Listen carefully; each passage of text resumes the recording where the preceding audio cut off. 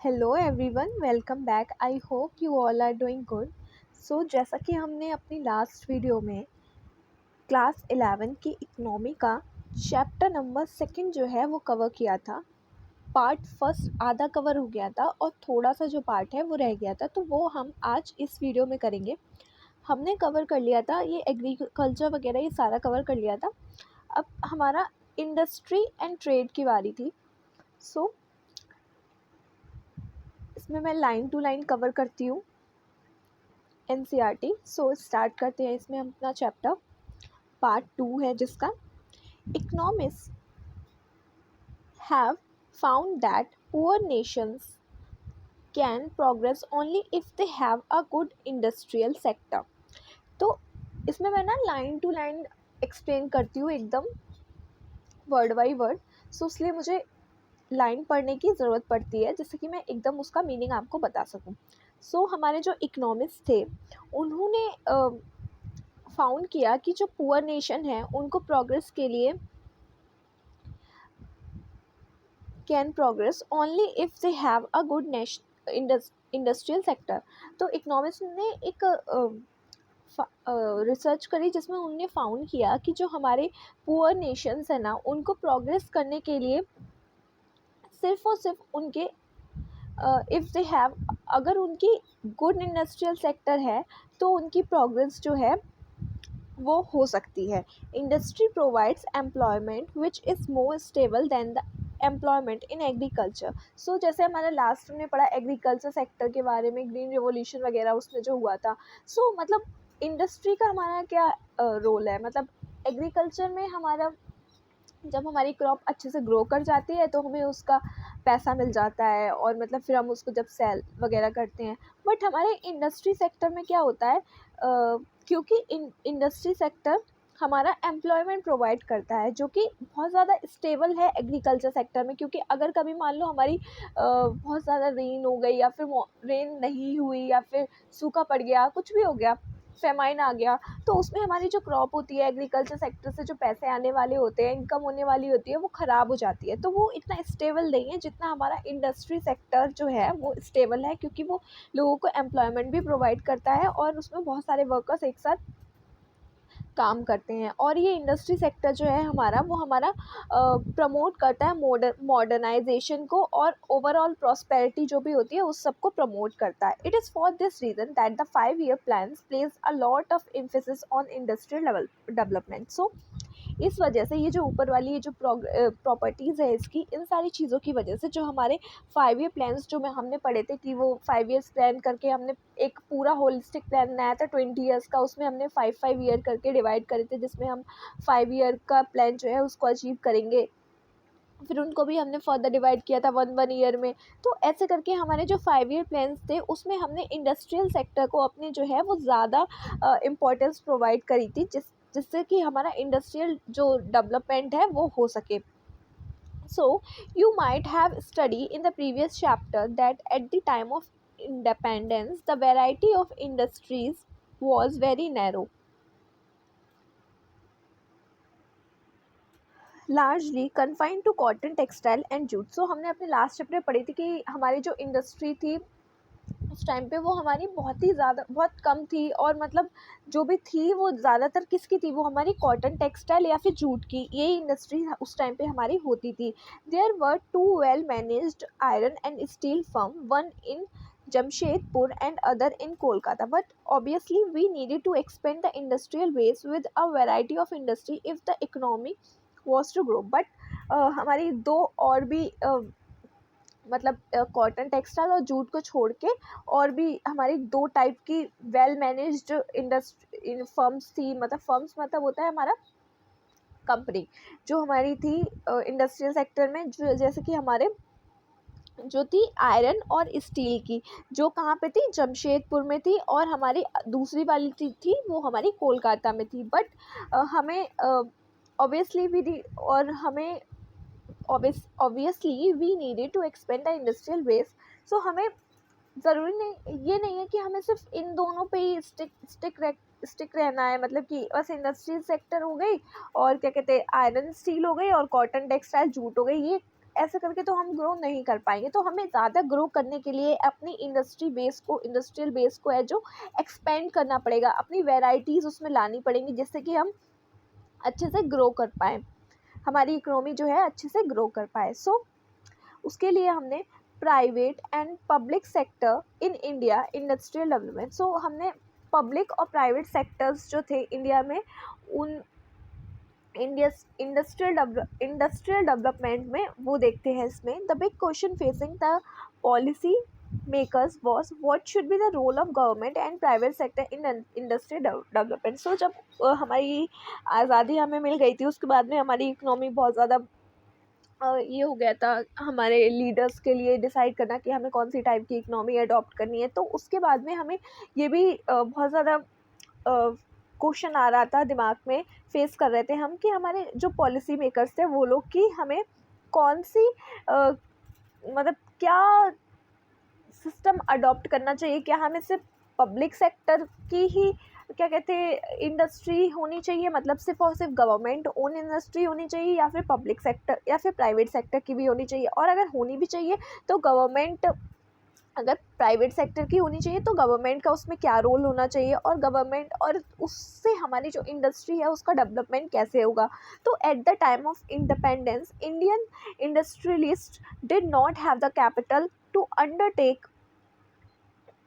investment in industrial venture required for the development of Indian economy, nor was the market big enough to encourage industrialists to undertake major project even if they have a capital to do so. So जब हमारी आज़ादी हुई थी उसके बाद में हमारे पास मतलब हमारी इकोनॉमी ब्रिटिशर्स ने हमारी ड्रेन कर दी थी, इतनी ज़्यादा वेल्थ, इतनी ज़्यादा हमसे एक्सप्लॉइट किया था हमें, कि हमारे जो इंडस्ट्रियल सेक्टर थे, जो हमारे लोग थे, उनके पास खुद की कैपिटल थी ही नहीं बहुत ज़्यादा कि वो अपनी एक इंडस्ट्री जो है वो इन्वेस्टमेंट करके अपना जो है वो वेंचर ले सके, और मतलब अपनी इंडियन इकोनॉमी को डेवलप कर सके। और ना ही हमारे पास हमारी मार्केट में जो बहुत सारे लोग थे जिनके पास कैपिटल थी भी, कुछ लोग थे जिनके पास हमारे मार्केट में कैपिटल इतनी इनफ थी कि वो हमारी इंडस्ट्रियल सेक्टर को इनकरेज कर सके, बट उनके पास में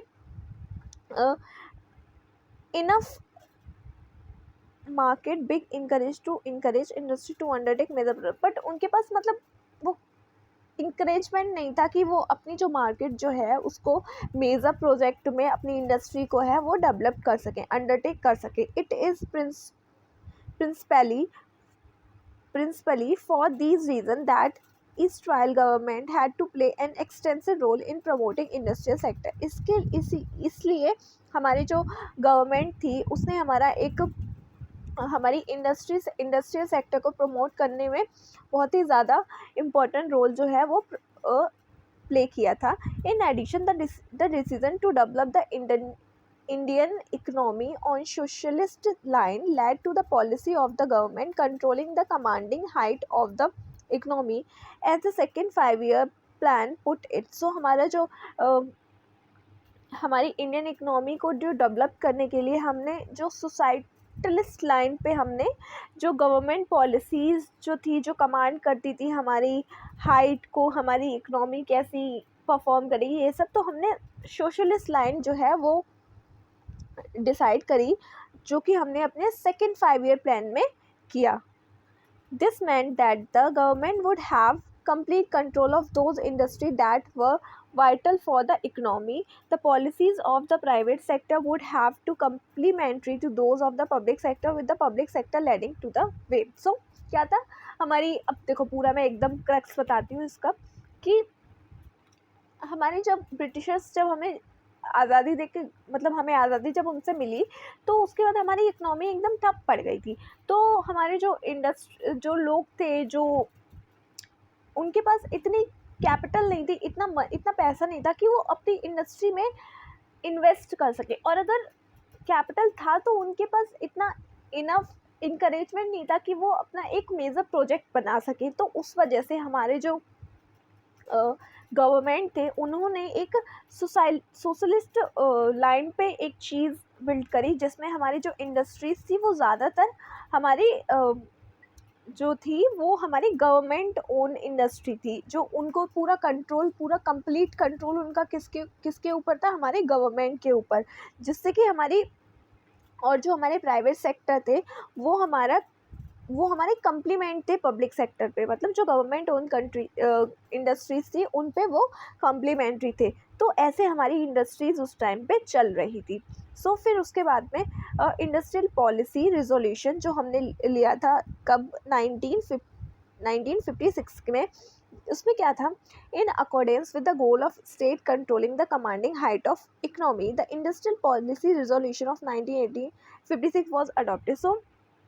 जब हमने डिसाइड कर लिया कि हमारा स्टेट जो है, मतलब गवर्नमेंट जो है वो हमारी कंट्रोल करेगी पूरी इकोनॉमी की, जो भी इंडस्ट्रियल सेक्टर की होगी उसकी कमांडिंग हाइट वगैरह, उसमें हमारा इंडस्ट्रियल पॉलिसी रिजोल्यूशन आया, जो कि आया हमारा 1956 में, हमने उसको अडॉप्ट किया। This resolution form the basis of the second 5 year plan, जो कि हमारा ये रिजोल्यूशन जो था वो हमारा बेसिस था हमारे सेकेंड 5 ईयर प्लान का। The plan which try to bold the basis of the socialist pattern of society, जिसमें हमारा, जिस प्लान ने ट्राई किया कि हमारी जो सोसाइटी हो वो हमारी सोशलिस्ट पैटर्न पे वोल्ट करी जाए।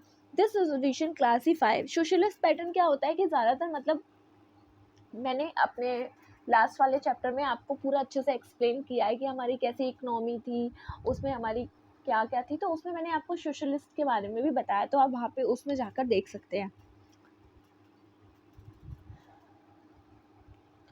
इस रेजोल्यूशन ने हमारी जो इंडस्ट्रीज़ थी उनको 3 कैटेगरीज में डिवाइड किया। फर्स्ट कैटेगरीज में थी इंडस्ट्री जो which would be exclusively owned by government, जो कि पूरी तरह से गवर्नमेंट के द्वारा ओन करी जाएगी। सेकेंड कैटेगरी में वो इंडस्ट्रीज़ थी जो कि हमारी private sector could supplement with the effort of public sector, जो हमारी प्राइवेट सेक्टर ओन करेंगे बट सप्लीमेंट, मतलब पब्लिक सेक्टर का भी उसमें सप्लीमेंट्री एफर्ट्स होगा, with the government taking the sole responsibility for starting new units, और उसमें सोल रेस्पॉन्सिबिलिटी किसकी होगी, हमारी गवर्नमेंट की, कि वो न्यू यूनिट्स को जो है वो स्टार्ट कर सके। और थर्ड कैटेगरी वो थी हमारी, जो कि हमारी जो बची हुई इंडस्ट्रीज थी जो कि हमारी थी प्राइवेट सेक्टर की इंडस्ट्री। ये 3 कैटेगरी में इस रेजोल्यूशन ने हमारे इंडस्ट्रीज़ को जो है वो डिवाइड किया। Although there was a category of industries left to the private sector, the sector was keep under state control through a system of license. हमारी जो कैटेगरी, जो लास्ट वाली कैटेगरी थी जिसमें हमारी प्राइवेट सेक्टर के अंदर जो इंडस्ट्रीज थी, वो हमारी जो सेक्टर की जो इंडस्ट्रीज थी ना, वो भी हमारी स्टेट ही कंट्रोल करता था। कैसे कंट्रोल करता था, उनको लाइसेंस प्रोवाइड करके। अगर आपके पास लाइसेंस है तो आप इस चीज़ की इंडस्ट्री जो है वो कर सकते हैं स्टेब्लिश, वरना आप नहीं कर सकते। तो ऐसे हमारा स्टेट जो है वो उनको कंट्रोल करता था। No new industry was allowed unless a licence was obtain from the government. कोई भी न्यू इंडस्ट्री तब तक अलाउ नहीं होगी जब तक उसका लाइसेंस जो है वो गवर्नमेंट के द्वारा आपको नहीं मिल जाता। This policy was under for promoting industry in backward region, और ये पॉलिसी इसलिए बनाई गई थी जिससे कि हमारा जो बैकवर्ड रीजन है, जो जहाँ पे हमारी इंडस्ट्रीज नहीं है, उनको प्रमोट कर सके। It was easier to obtain a licence if the industrial unit was establish in an economically backward area. और उसकी वजह से क्या होता था कि जो, मतलब हमारा इकोनॉमिकली बैकवर्ड एरिया होता था, अगर वहाँ पर हम कोई इंडस्ट्री बिल्ड करने के लिए कोई लाइसेंस अप्लाई करते हैं गवर्नमेंट के पास, तो हमारी गवर्नमेंट हमें, मतलब ईज़िली हमें लाइसेंस जो है वो दे देगी इंडस्ट्री सेटअप करने का। बट अगर हम वहाँ पे नहीं करते हैं तो मतलब थोड़ी डिफ़िकल्टीज़ होती थी, जिससे कि हमारे इकोनॉमिकली बैकवर्ड जो एरिया रीजन था उसका भी डेवलपमेंट हो रहा था इस रीज़न की वजह से। तो जब वहाँ पे ईज़िली चीज़ें, इंडस्ट्रीज़ मिल जा रही थी, जो चीज़ हमें ईज़िली मिल जाती है, मतलब तो उसमें हम ज़्यादा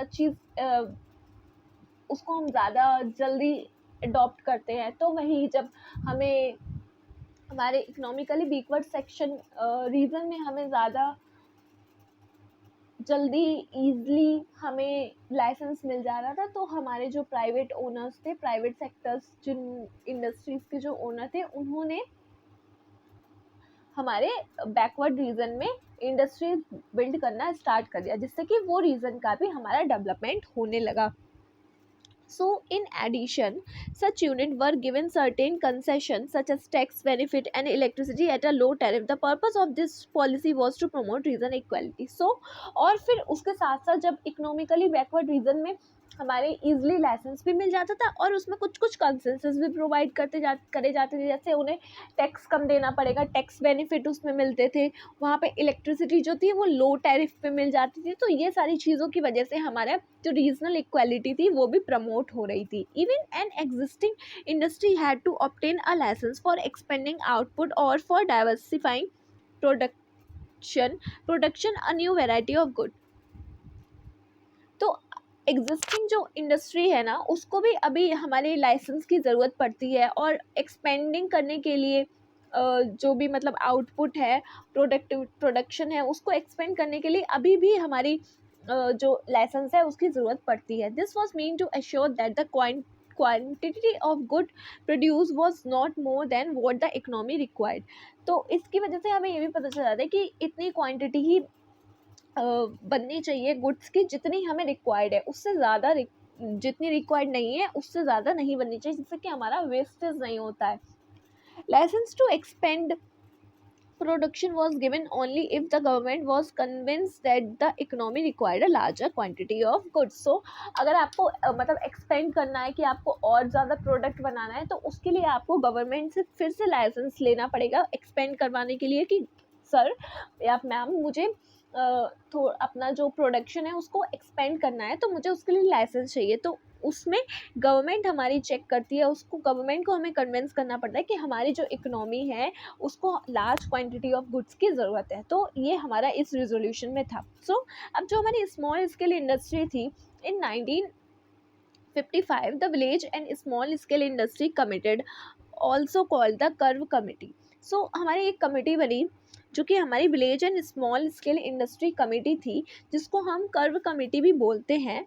noted that the possibility of using small scale industries for promoting rural development. So ये हमारी किस लिए थी? ये हमारी स्मॉल स्केल इंडस्ट्रीज थी हमारे रूरल डेवलपमेंट को प्रमोट करने के लिए. A small scale industry is defined with reference to the maximum investment allow on the asset of unit. So इसमें हमारी जो मैक्सिमम इन्वेस्टमेंट हो अलाउ करी जाती थी एसेट ऑफ यूनिट के लिए. This limit has change over a period of time. In 1950 a small scale industry unit was one which invested, और ये यूनिट जो है वो पीरियड टाइम के साथ साथ चेंज होती जाती है. इन 1950 में हमारी जो स्मॉल स्केल इंडस्ट्री की जो यूनिट थी वो was one which invested a maximum of ₹5 lakh. उसमें हम मैक्सिमम एक टाइम पे क्या कर सकते थे, मैक्सिमम रुपीज़ कितना इन्वेस्ट कर सकते थे, 5 लाख. बट आज के टाइम पे हम कितना रुपीज़ इन्वेस्ट कर सकते हैं अपनी स्मॉल स्केल इंडस्ट्रीज़ में, 1 करोड़. एक टाइम पे कितना कर सकते थे मैक्सिमम, सिर्फ 5 लाख. और आज के टाइम में कितना कर सकते हैं, प्रेजेंट हम कितना कर सकते हैं, 1 करोड़. सो ये डिफरेंस हमें देखने को मिला, क्योंकि वो टाइम टू टाइम चेंज होता रहता है. So, it is believed that small scale industry are more labor intensive.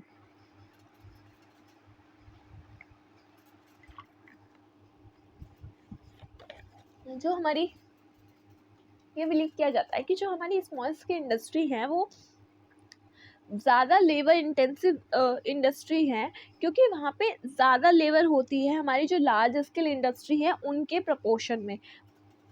Therefore generate more employment, इसलिए वो हमारी ज़्यादा एम्प्लॉयमेंट जो है वो जनरेट करती हैं. मतलब लार्ज स्केल इंडस्ट्री के अकॉर्डिंगली वहाँ पे ज़्यादा लेबर होती है, जिससे कि हमारा ज़्यादा एम्प्लॉयमेंट वहाँ पे जनरेट होता है. But these industry can not compete with big industrial firm. But ये जो इंडस्ट्रीज़ हैं वो हमारी जो बिग इंडस्ट्रियल फर्म है उनसे कम्पीट नहीं कर सकती हैं, मतलब उनसे कॉम्पिटिशन नहीं कर सकती हैं. It is obvious that development of small scale industry require them to shield it from the large firm. So हमारी जो स्मॉल स्केल इंडस्ट्री है उनका डेवलपमेंट के लिए हमें रिक्वायर होती है जो मतलब एक शील्ड टाइप की हमारी लार्ज फर्म्स की शील्ड की ज़रूरत होती है. मतलब जैसे मान लो जब पहले युद्ध होता था तो, या फिर कोई, कैसे बताऊं,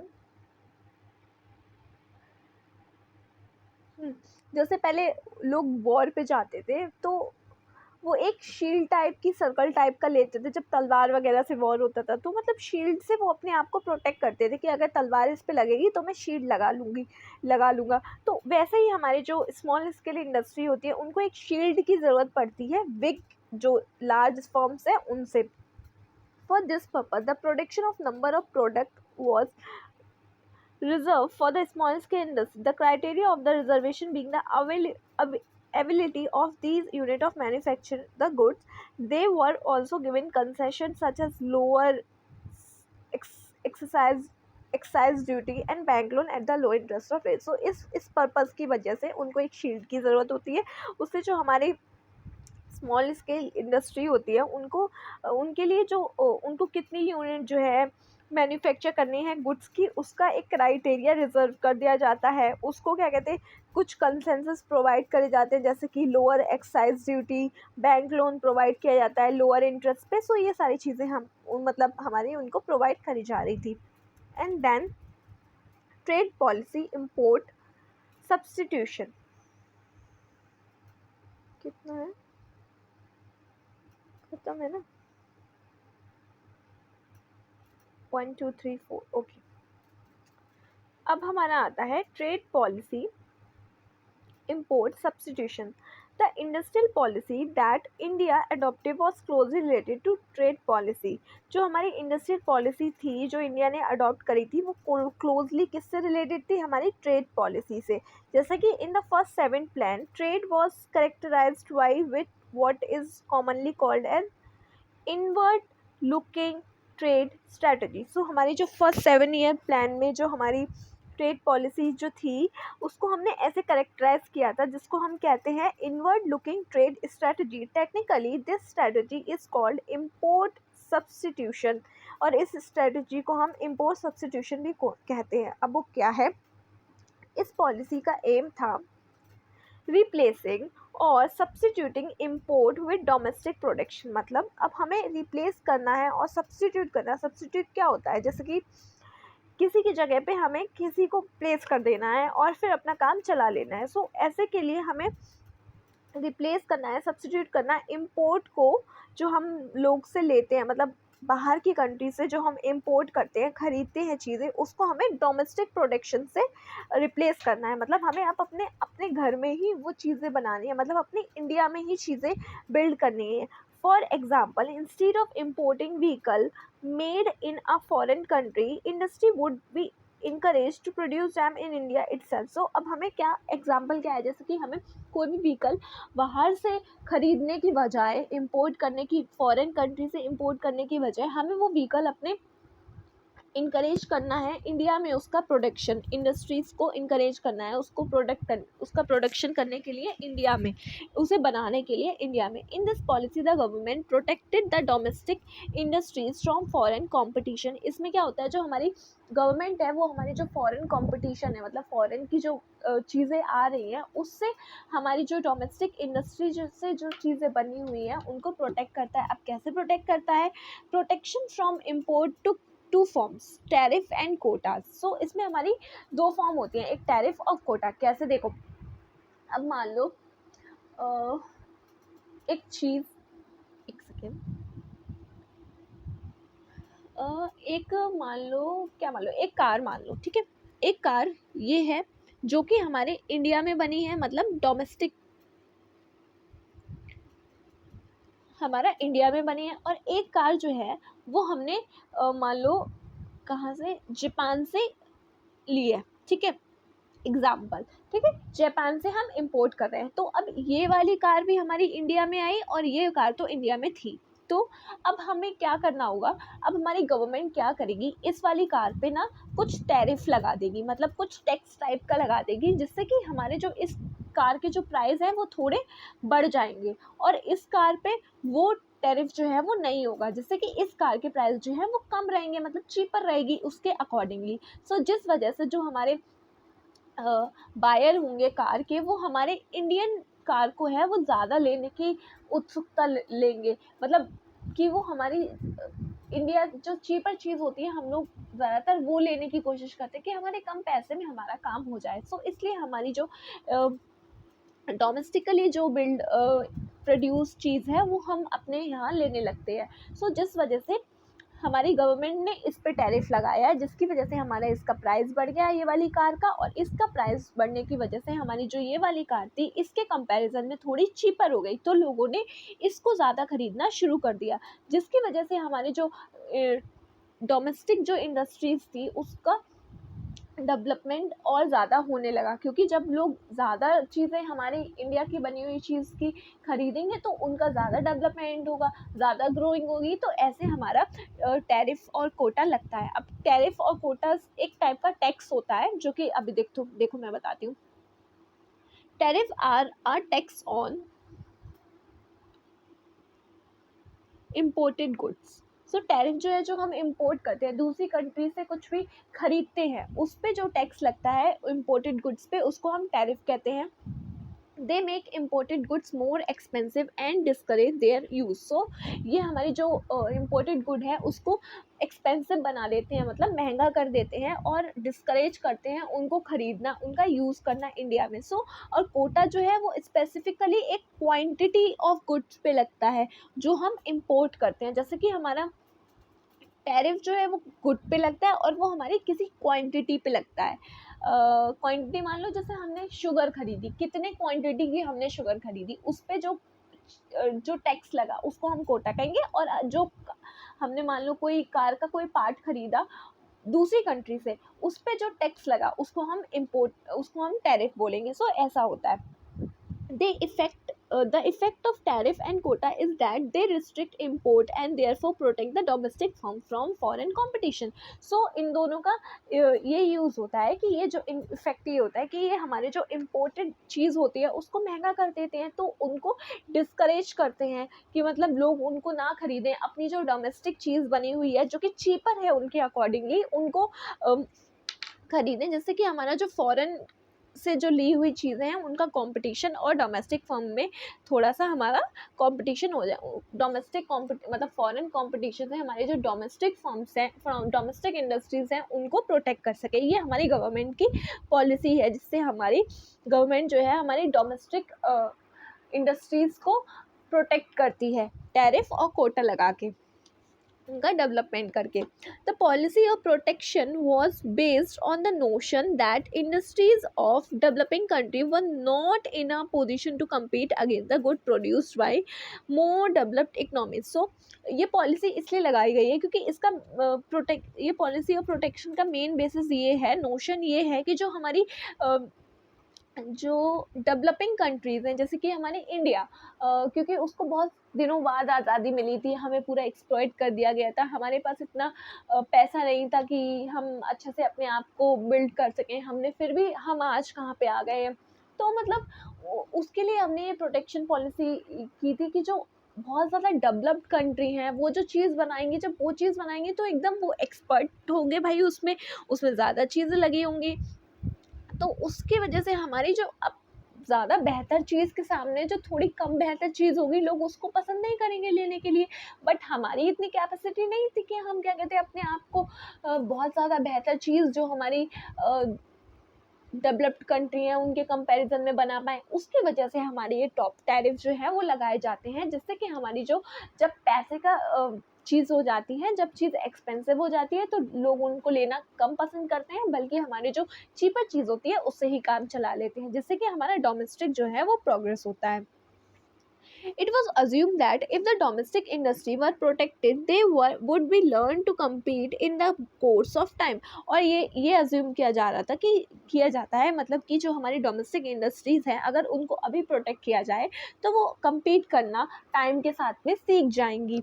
Our planners also feared the possibility of foreign exchange would spend on import of luxury good if no restriction were placed on import। और हमारे जो प्लानर थे उनको ये भी फियर था कि जो अगर हमने अभी कोई भी रिस्ट्रिक्शन नहीं लगाई इम्पोर्ट पे, तो जो हम इम्पोर्ट से मतलब अब देखो, अब हम बाहर से कुछ खरीदते हैं, बाहर की कंट्री से अगर हम कुछ खरीदते हैं तो हम ऐसा तो नहीं है कि हम उनको रुपए दे देंगे, उनके यहाँ कोई और करेंसी होगी, अपने यहाँ कोई और करेंसी होगी, तो इसलिए हम एक कॉमन चीज़ लेके आते हैं, मतलब एक कॉमन करेंसी लेके आते हैं जो कि आपके पास भी हो और हमारे पास भी हो, उसमें हम लोग एक्सचेंज, फॉरेन एक्सचेंज का किसमें 4 चीज़ें होती हैं, उनका काम करते हैं। तो हम एग्जांपल ले लेते हैं डॉलर से, जैसे कि डॉलर से हमें कोई हम चीज़ खरीदते हैं, ठीक है।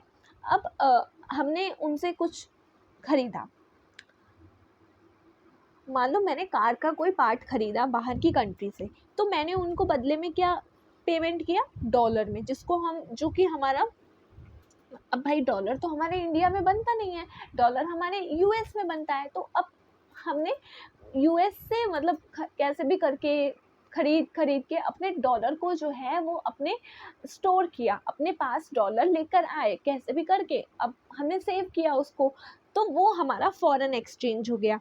तो अब जैसे अब हम ज़्यादा अगर इंपोर्ट करते रहेंगे, अपने इंडिया में चीज़ें खरीदते रहेंगे, तो हमारा जो डॉलर होगा हम उसको लेके ही, तो मतलब डॉलर के, अब क्या होता है, जब हम रुपए लेते हैं, रुपए को हम कोई भी चीज़ खरीदते हैं तो हम बदले में किसी इंसान को रुपए देते हैं। तो वैसे ही जब हम इम्पोर्ट करेंगे कोई भी चीज़, तो उसमें हमें ज़्यादा डॉलर देने पड़ेंगे, जितना हम इम्पोर्ट करेंगे, तो हमारे जो फॉरेन एक्सचेंज होगा वो हमारा कम हो जाएगा। वो भी हमारा जो था वो हमारा प्लानर के ऊपर ये भी फियर था कि पॉसिबिलिटी है कि जो हमारा फॉरेन एक्सचेंज है, अगर हम लग्जरी आइटम अपने इंपोर्ट करते रहेंगे बिना किसी रिस्ट्रिक्शन से, तो हमारे वो भी, उसमें भी प्रॉब्लम आती रहेगी। Nor was any serious thought given to promote export until the mid 1950। But ये सब होने के बाद भी इम्पोर्ट को तो हमने थोड़ा रिस्ट्रिक्ट कर दिया, लेकिन हमारा कोई भी सीरियस स्टेप नहीं लिया गया जिससे हम प्रमोट कर सकें अपने एक्सपोर्ट को। बट वो हमने कब लिया गया, हमने मिड 1980 के बाद में हमने सीरियस स्टेप लिए हैं अपने एक्सपोर्ट को प्रमोट करने के लिए। सो ये था हमारा। अब आता है हमारा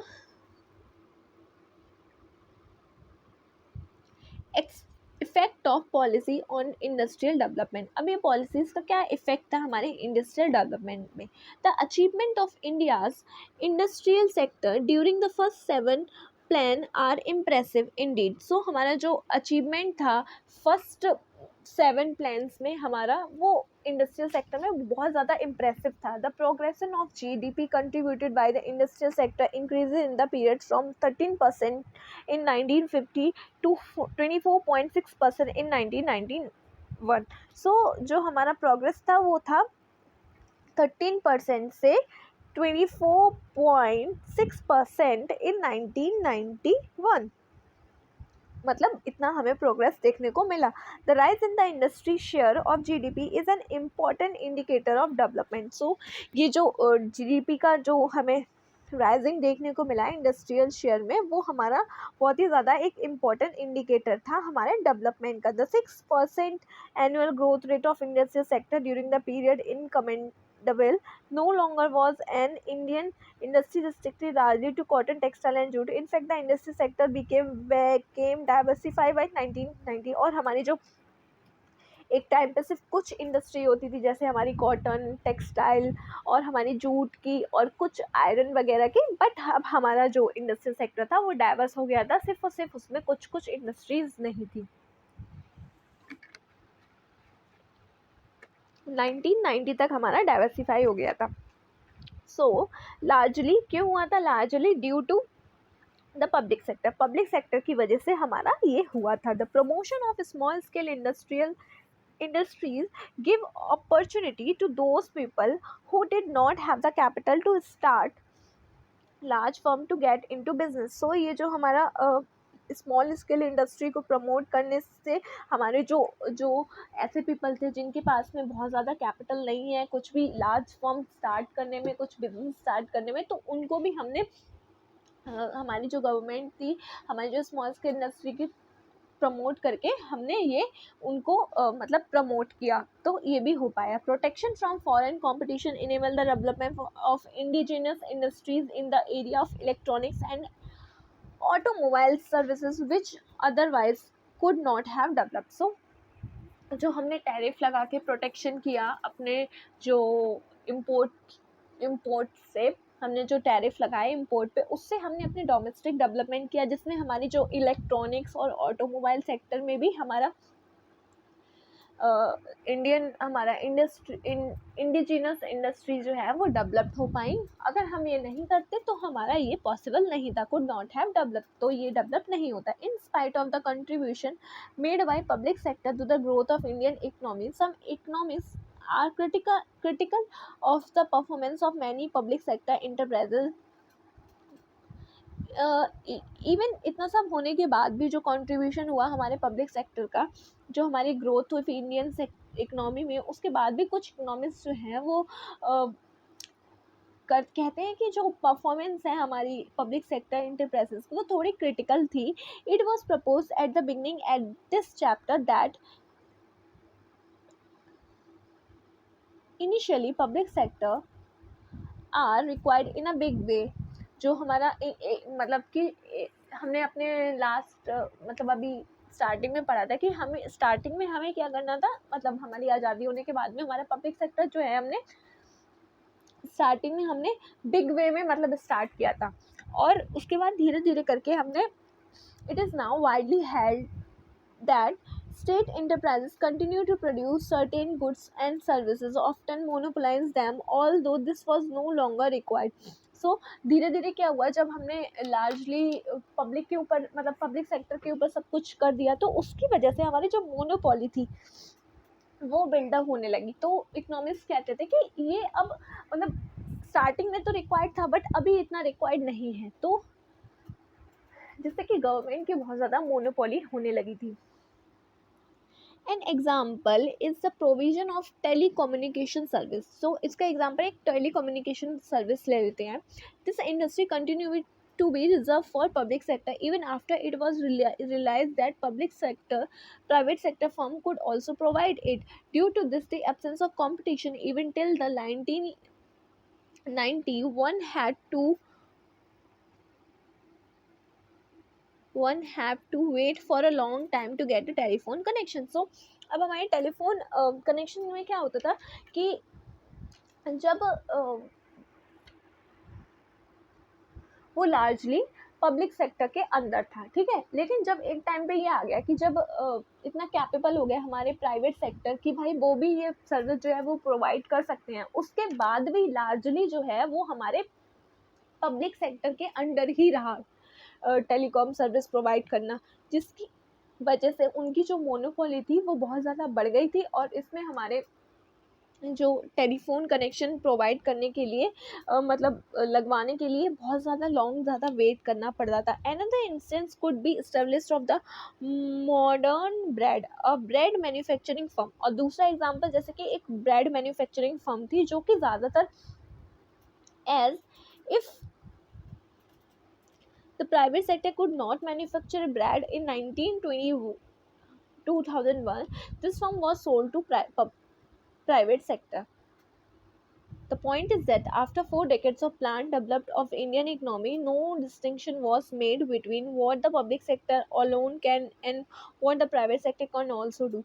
so मतलब बहुत ज़्यादा ये हो गया था कि भाई ये ब्रेड जो है वो मैन्युफैक्चर करेगा, मतलब पब्लिक सेक्टर मैन्युफैक्चर करेगा, अगर नहीं हो पाएगा तो ये ओन कर दिया जाएगा पब्लिक सेक्टर के द्वारा। तो मतलब इन सब चीज़ों की वजह से हमारा बहुत ज़्यादा ये प्रॉब्लम हो गया था कि 4 डिकेड्स तक प्लानिंग डेवलपमेंट भी हमारी इंडियन इकोनॉमी जो थी उसमें कोई भी डिस्कशन नहीं किया गया था कि जो हमारा पब्लिक सेक्टर है वो अलोन कितना जो है वो कर सकता है, प्राइवेट सेक्टर हमारा कितना कर सकता है। जैसे example now even now only the public sector supplies national defence. तो आज के टाइम पे हमारा जो पब्लिक सेक्टर है वो मतलब पहले हमारा कोई भी बात नहीं हुई थी इस पर कि पब्लिक सेक्टर कितना कंट्रोल कर सकता है, मतलब कितना ओन कर सकता है, अलोन इसके अलावा चीज़ें नहीं कर सकती है, तो और प्राइवेट सेक्टर क्या क्या चीज़ें कर सकता है। तो इस वजह से हमारा आज के टाइम पे जैसे देख लो हमारा जो डिफेंस सिस्टम है वो सिर्फ और सिर्फ पब्लिक सेक्टर के द्वारा हमारा ओन किया जाता है। And even though the private sector can manage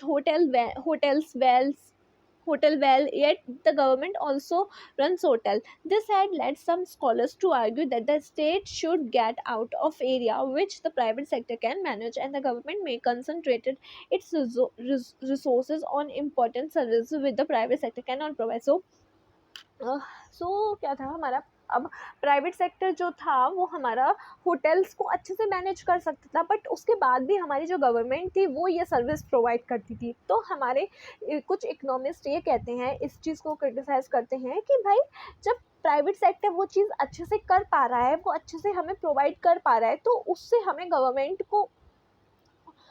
government पे उस चीज़ को ओन नहीं करना चाहिए, उस चीज़ पे ध्यान नहीं देना चाहिए, बल्कि गवर्नमेंट को उसको हटा के, उस एरिया से अपने आप को हटा के उस चीज़ पे ध्यान देना चाहिए जो कि प्राइवेट सेक्टर नहीं प्रोवाइड कर पा रहा है, जो हमारे लिए इम्पोर्टेंट है। सो ये हमारा एक इकोनॉमिस्ट आर्ग्यूमेंट करते हैं इस बात पे। Many public sector firms incurred huge losses but continue to function because it is difficult to close a government undertaking even if it is resource। It does not mean that private firms are always profitable. So हमारे जो बहुत सारी public sector जो हमारी firms थी वो बहुत ज़्यादा लॉसेस में भी जा रही थी, बट उनको हम क्लोज़ नहीं कर सकते थे, उनको कंटिन्यू रख रहे थे, क्योंकि उनको क्लोज़ करना बहुत ही ज़्यादा डिफ़िकल्ट था, क्योंकि वो भाई गवर्नमेंट ओन थी। सो ये हमारी जो ड्रेन थी, हमारी जो नेशन की जो हमारी रिसोर्स की उसको ड्रेन कर रहा था। एक ये भी हमारा आर्ग्यूमेंट आता है। बट जो हमारे, ऐसा नहीं है कि जो हमारे प्राइवेट फर्म्स थी वो हमेशा ही प्रॉफिट में रह रही थी, मतलब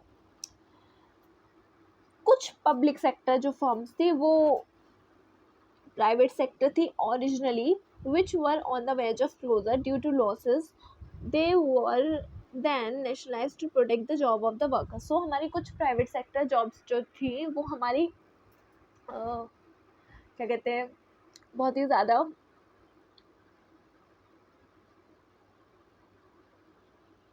जैसे कि क्या बताऊँ, हाँ, प्राइवेट सेक्टर जो हमारी फर्म्स जो थी पहले, जो जब वो घाटे में जा रही थी तो क्या हुआ, उनको पब्लिक सेक्टर फर्म्स में चेंज कर दिया गया, मतलब उनको गवर्नमेंट ने ओन कर लिया, जिससे कि हमारे उनके जो एम्प्लॉयज़ थे वहाँ के, उनको जो उनकी जो सैलरी है वो ना जाए, वो ना कम हो, जिसकी वजह से ये सब हुआ था। However a loss making private firms will not waste resources by keep running despite the losses. So loss making जो प्राइवेट सेक्टर की जो फर्म्स थी वो रन नहीं कर रही थी, बल्कि लॉसेस होने के बाद भी, लेकिन पब्लिक सेक्टर की जो फर्म्स थी जो लॉस करती जा रही थी, फिर भी उनको कंटिन्यू रखा जा रहा था, क्योंकि वो गवर्नमेंट ओन थी, उनको कोई भी नहीं कर पा रहा था, हटा नहीं पाते, बंद नहीं कर सकते थे उनको।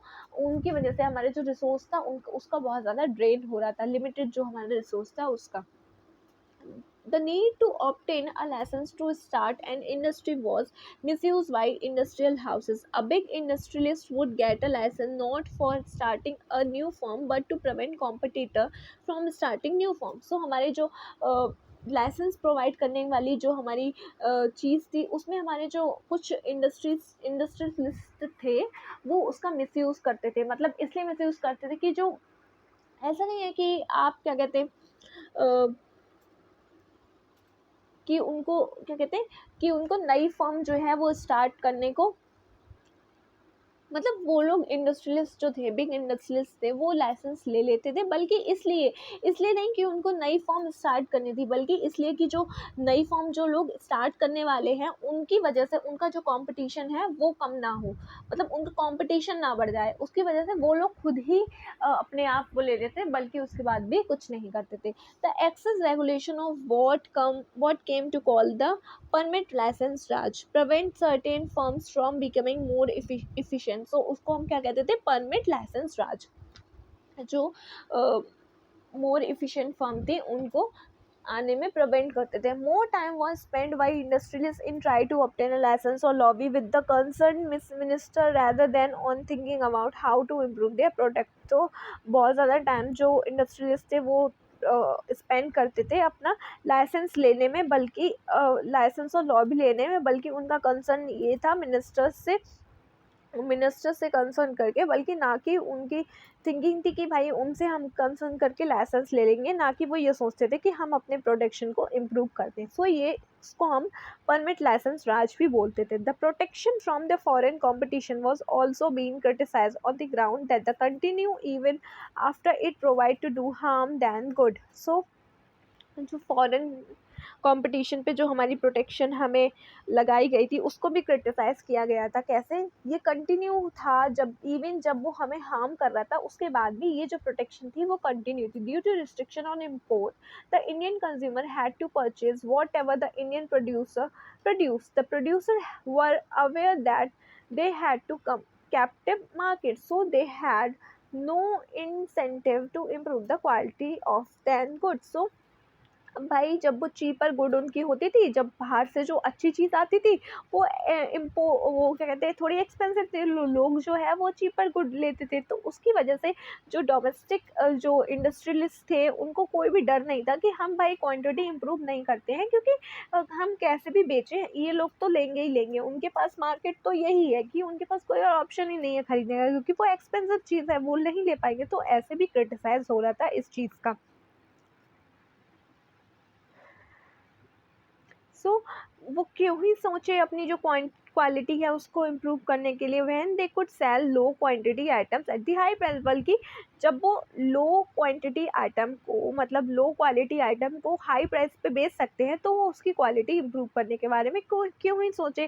Competition from import force out producer to be more efficient. So जिससे कि हमारे जो ये कंपटीशन से, हमारे जो इम्पोर्टर से जो भी हमारा कंपटीशन हो रहा था, जिससे हमारा एफिशिएंट को भी आउट कर दिया गया था। मतलब बेकार चीज़ हमें ज़्यादा पैसों पे मिल रही थी, और जो हमारे इंडस्ट्रियलिस्ट थे डोमेस्टिक, वो ये सोच रहे थे कि हम इनकी